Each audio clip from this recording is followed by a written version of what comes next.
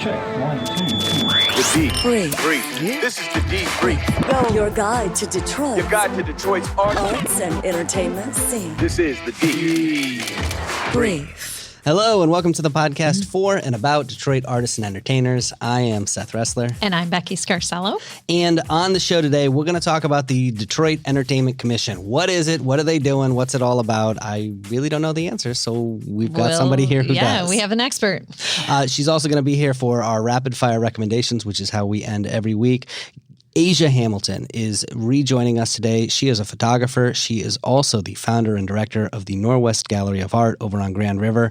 And she's on the Entertainment Commission for the City of Detroit for District 1. Yes. Welcome back to the show. Yes, Thank you. Thank you. It's been a good week. Yes, it has. It's been really cool hanging out with you. Let's give another quick plug for this this exhibit that you've got going on, the Hierarchy. I love that name, by the way. Yes, yes. Perfect. Yes. Because, hair goes up really high. So, hierarchy.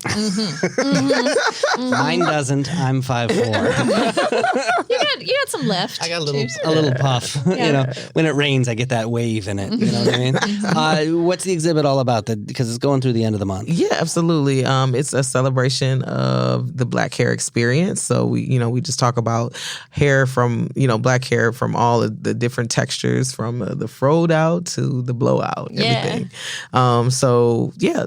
It's an opportunity to learn about, Black hair culture and some of the things that's going on in that as well, from the good and the bad. So. Right. Cool. So go check it out.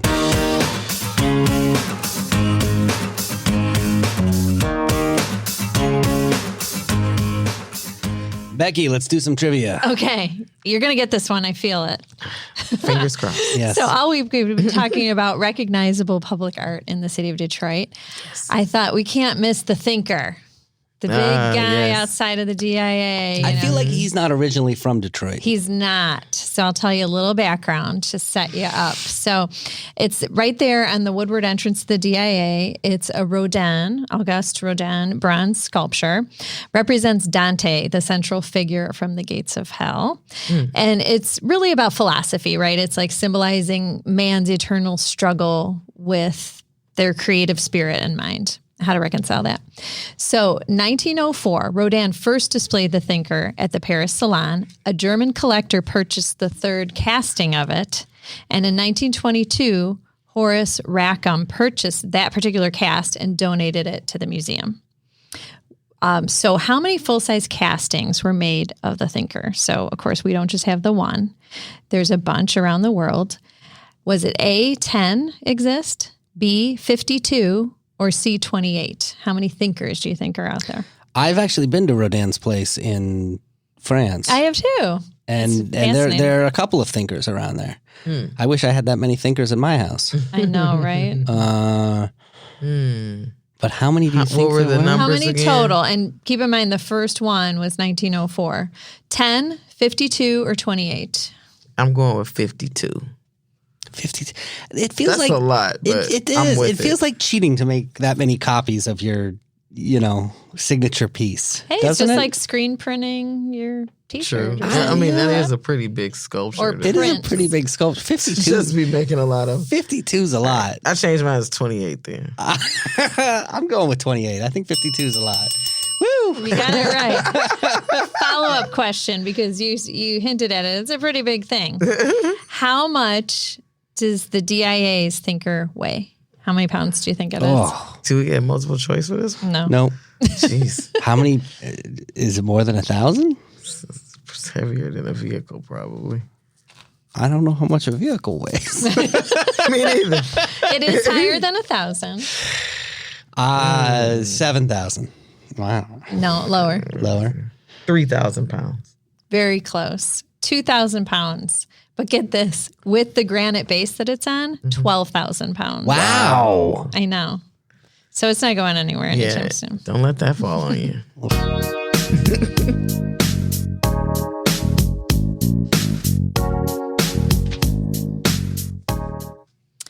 Okay, so Asia, I want to ask you about this very impressive title that you have as a commissioner for the First District for the Detroit Entertainment Commission. Yes. Okay. So what is that? And what does it aim to do for our local artists and entertainers? Yeah. So the Detroit Entertainment Commission was put into place so that we could, bring visibility to businesses that are in the, entertainment industry, be it from restaurants to bars to whatever that's bringing the entertainment to Detroit. We are in place to be able to share with you the opportunities that's available to you around the city, as well as, help bring visibility to those businesses and to attract other forms of broader entertainment. It could be like a festival, like we want to bring Afropunk to Detroit or something like that. The Entertainment Commission would be the commission that they would pitch that to, and then we would, again, take that to our city councils.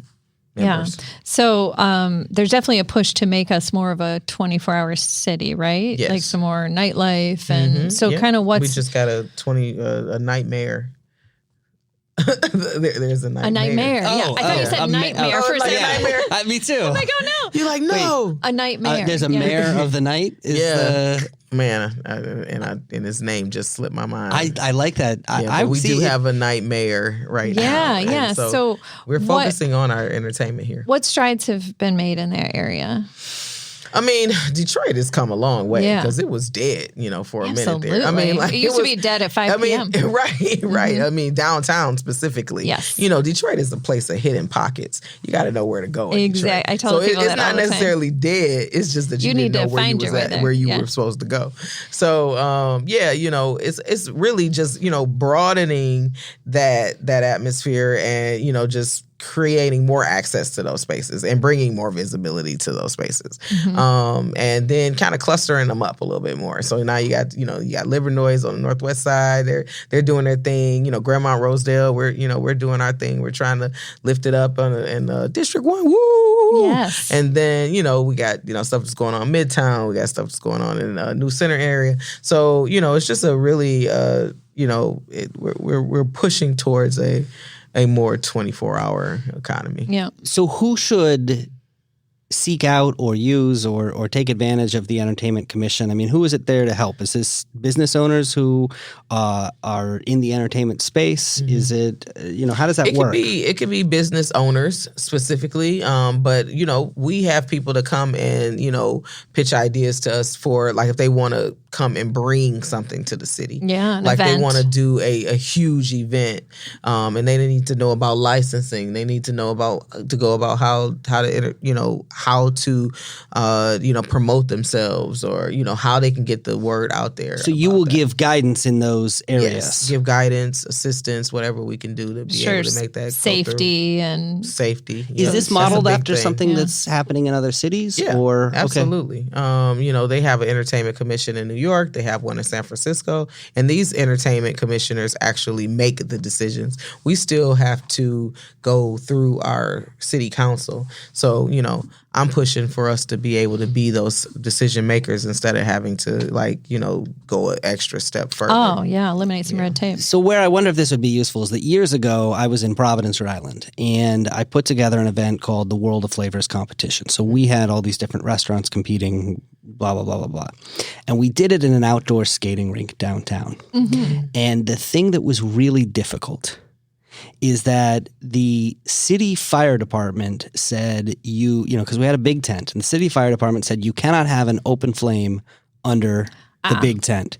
Right. Okay, no problem. If anybody brings a grill with an open flame, they just have to move it outside the tent. The state health department said You can't have you it. cannot have any grills outside the tent because a bird might come along and Yeah. And I was sitting there no. going, okay, well, can you talk to the fire department? They're like, no, we're state. We don't do that. And No coordination. And the yeah. city would go, no, we're city. We don't do that. You know what I mean? Like, Yeah. I remember being in that kind of situation where I could have used an organization like yours for some guidance and some help. And because some of that stuff is hard to do and it's hard to get off the ground. Oh, yeah. And those are the things that you want your city to have. You want those kinds of events to be successful. Absolutely. Yeah, absolutely. We're definitely there to be able to answer those questions. And also if you can't get in touch with someone, because we're inside, we're working with the city, we can get your information to who needs to know it faster. Oh, that's important. Yeah. The liaison. Yeah. And so it's you and 6 other people. Yes, right? 7 it's districts. one for every district. So Yeah. cool. So how, just the average person, how do they get in touch with people? We have a website. We have an Entertainment Commission website, which is being moved to the City of Detroit website. At first, it was a separate website, but now we're going to be. Do you part of guys the have City of Detroit. meetings? Do you guys have? Yes, we meet once a month on Mondays, and we have people that come in, like someone came in asking about doing the football classic here in Detroit, which would be really amazing with the Battle of the Bands and all that cool stuff. So that's one thing. We had somebody talk about Chinese New Year last time, which I was glued. I'm like, I want to go to all of these events. that would be me The too. Entertainment Commissioner must be there. Yes. I need to supervise. Yeah. Does the commission have a budget that it spends on anything? Or We don't have a budget as of yet, but we are in the process of raising funds. We used to get like a certain amount of money to go towards things, but now we're like getting a little bit. We're doing more fundraising type things to just have more funding to assist. Yes, and I know Rochelle Riley is on. Yes, Yeah, I was gonna ask Rochelle that. Riley. Yes, the new director of Arts and Culture Affairs. She is running that, and we're also working with her. Perfect. So in a larger sense, what do you feel like makes a culturally vibrant city? Oh, man. What part does entertainment play in? For me, because let's talk about what Asia Sure, wants. yeah. Okay. Let's talk about what Asia wants. We were thinking about renaming the podcast. Yes. Yeah, I want to see. I mean, particularly in the District 1 area, having an art gallery in the area, we are done early. Like we're done at like 10 o'clock. And, Right. and so where do people are people like, go? where do we go? What do we Yeah, do? you And wanna I'm go like, out I don't after. want to send them all the way downtown. You don't bring them to your house? Like a little dance party in the living room? Like, we're going to my house. It's party time. No, I just I don't have anybody. Yeah, to you send them. can't. I have Yeah. to say, hey, there's Candy Bar, there's these places downtown, there's all these places you can do this.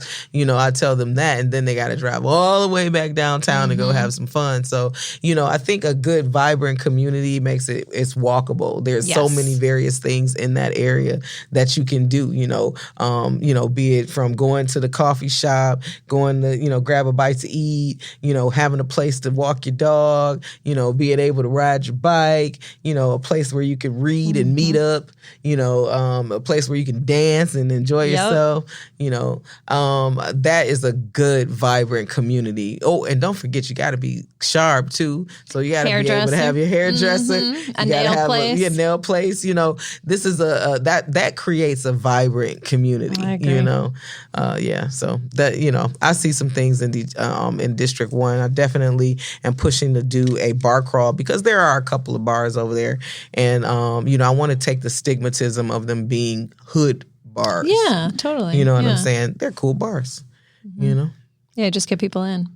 Get them in, and entertainment for Detroit to be the we're like Motown, I think that we could definitely grow in our live music, that needs to be more of that going on around the city. And more opportunities for local musicians to play live. Absolutely. And this kind of stuff has a real economic impact, right? Oh yeah, absolutely. So Absolutely. People will come, I remember when I lived in Chicago, I lived in right in the, what was it? 2 East 8th Street, and right down the street was Buddy Guys. And so people would that was like the first thing. So it was like Attraction, blues. They were like, let's go, and I'm like, okay. And people would come from all over the world to go to this bar, to go to listen to music. Go to listen to the blues. So, when we have spaces like that, people want to come, For sure. They'll come from all over to visit it. And, just like they come from all over to go to the Motown Museum. Yeah, or Baker's Just Keyboard Lounge. Or Baker's Keyboard Lounge. Yeah, absolutely. More spaces like that is necessary.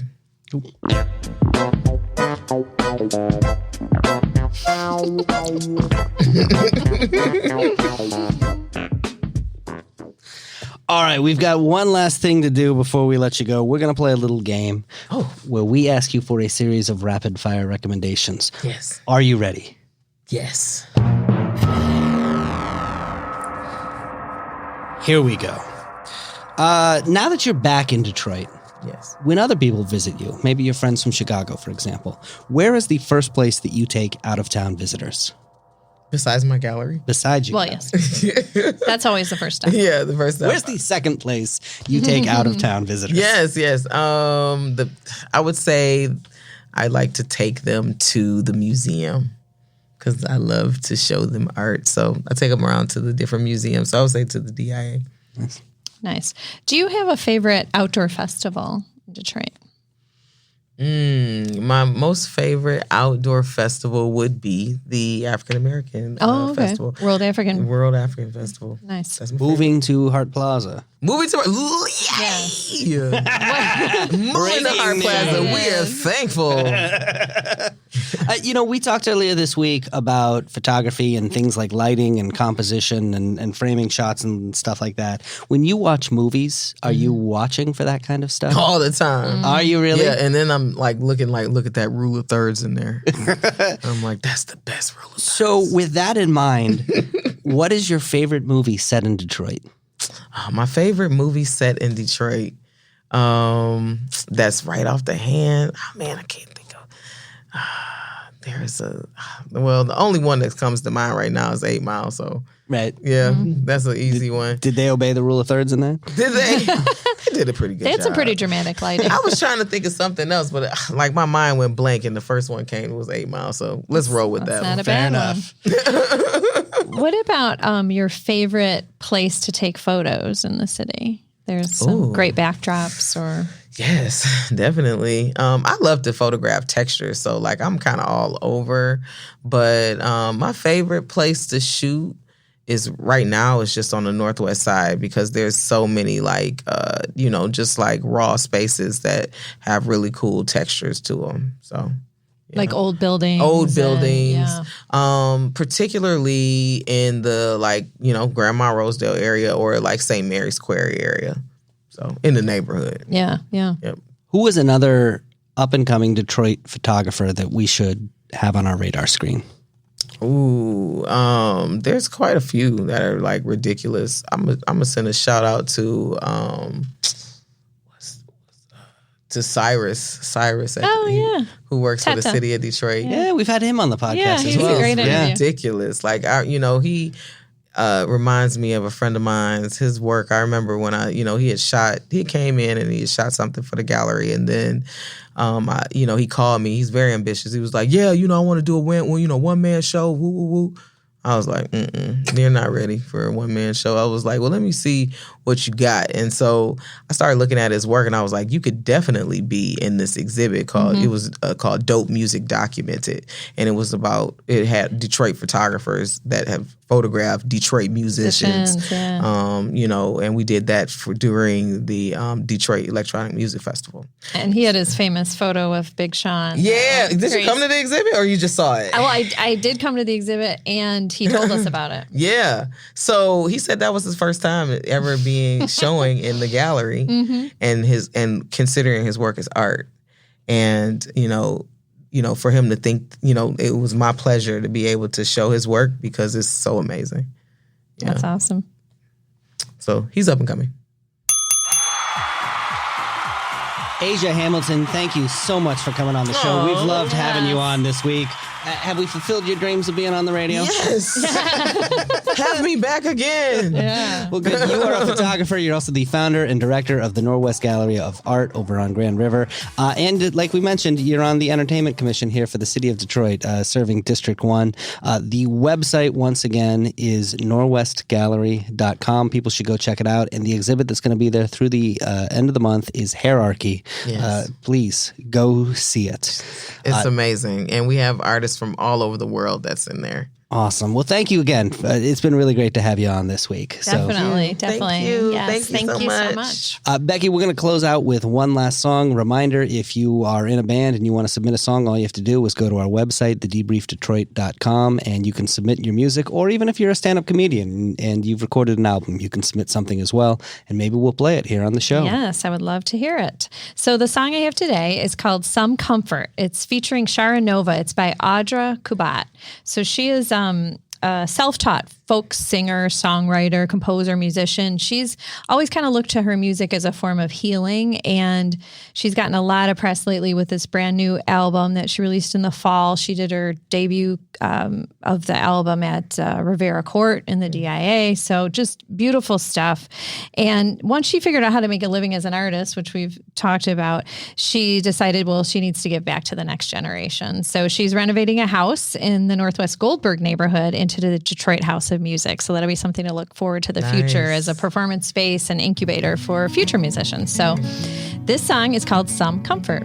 Cool. We'll check it out. Have a great weekend, everybody. Until Monday, Detroit's moving. Keep up. From the motel room, she made the call. Her hands were shaking and her voice was low on the other end. She heard him say, please come home, I won't hurt you again. Instead she kept driving off the other way, through a darkened night in a twisting hurricane. And when the morning light broke in at dawn, the clouds had lifted, she was far from home. And where are you now? Are you lost at the wheel? And what you need now is a place that you can find some comfort.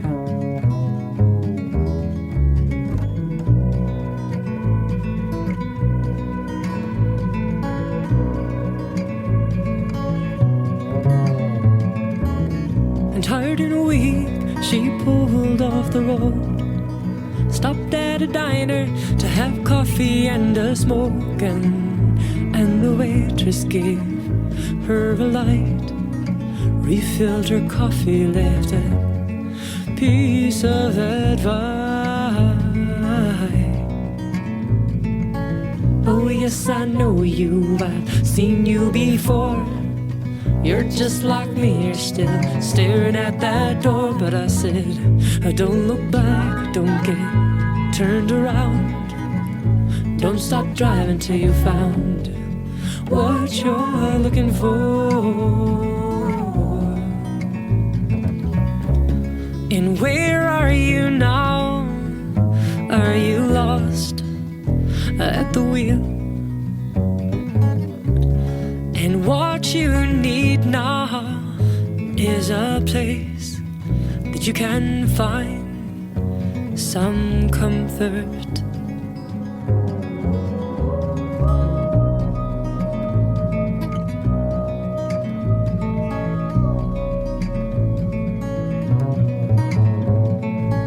Back behind the wheel, she's listening to Howling Wolf. Road stretches out like a river, cutting through the mud. And all the places you lost or you left behind, they all come back to you on this borrowed time. But just keep driving into the earth and sky, while the rear view disappears from behind. And all the things that brought you here, and all the things you've done, you know exactly why it is that you call. And where are you now? You're not lost at the wheels, 'cause what you have found is a place that you can find some comfort. Oh, oh, oh, oh, oh, hey.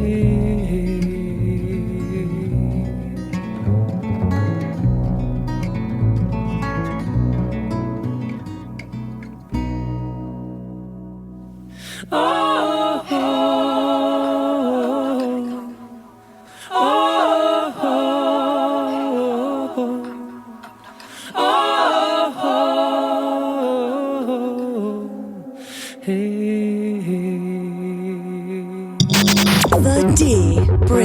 your guide to Detroit's arts and entertainment scene.